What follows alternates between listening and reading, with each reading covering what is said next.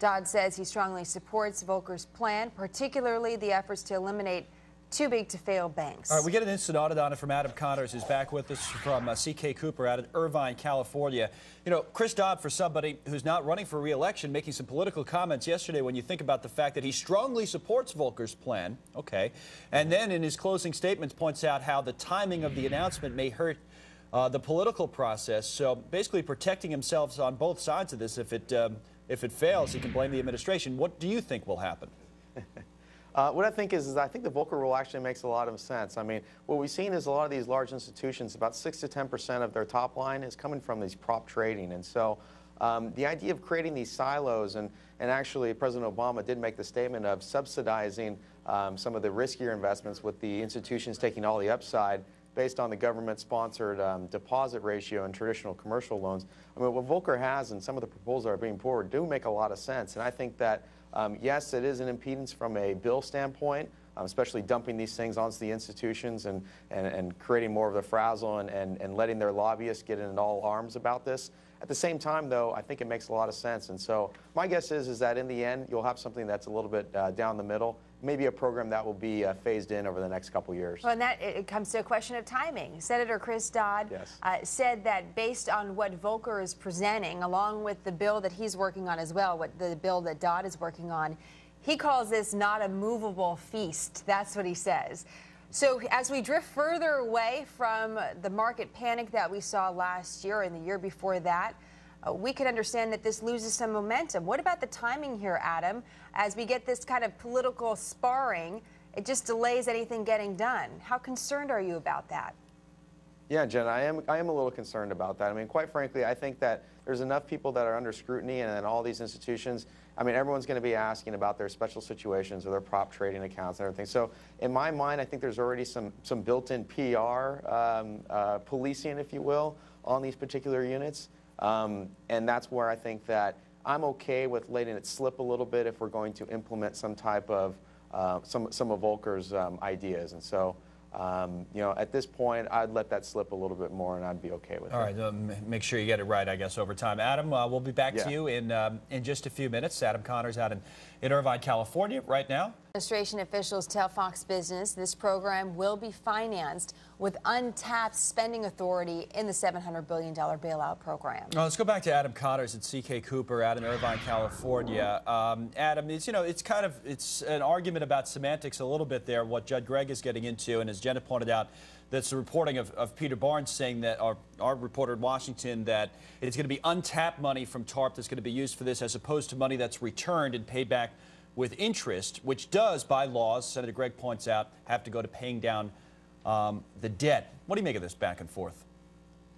I like it, actually. I mean, it's pretty exciting to see these guys actually getting pretty emotional about things. I think it's something that needs to be done emotional. I am concerned. You're right, Connell, it is about semantics. I am concerned, though, that you know, we were allocated a certain amount in the TARP fund for a one, maybe two-time bailout to a situation that I think everyone agrees has passed now. And so I think that, you know, with the focus of the budget being completely out of control and the deficit just increasing by the moment, the idea of taking those monies and placing them back into the General Treasury Fund in order to decrease the deficit makes the most sense, and I think is what ultimately happened. It's also my understanding, too, it would be an act of Congress in order to get any type of funds that actually have been allocated that come back and to be able to deploy them out again. Adam, we talk about the president's men going to Capitol Hill to defend this budget. It's like the knights riding up to the Capitol, having to argue for their romantic, point. Yes. It seems romantic. like that, and it is. You know, even when we're talking about it, we have to be careful about the words that we use. But when we talk about these folks, Geithner and Orszag, having to defend the budget, what part of the budget do you think needs the most defending? Jeez. Great question, Jen, and that's a tough one, quite frankly. I mean, the biggest thing that needs to the defending is that the idea of, you know, we still have to finance a war that we're working on, and we still have to finance some of the other general things to keep things going. But in my opinion, you know, the idea of increasing the deficit right now in a situation where, you know, we are getting our TARP funds back. I mean, a year ago we were thinking, well, we're not going to get anything back, you know, let alone get back all our money within a year, or a large portion of our money within a year plus interest. The idea that to increase spending right now, to increase the budget, I think it's not an expansionary time for us, and the economy is just too frail in order to increase in the situation where this administration is focusing on. The opposite argument would be made by economists who would say that when the economy is fragile and/or frail, as you put it, that's the time to spend. When the economy is recovered, which the hope is it will have by next year or the year after, that's the time to worry about paying down deficits, no?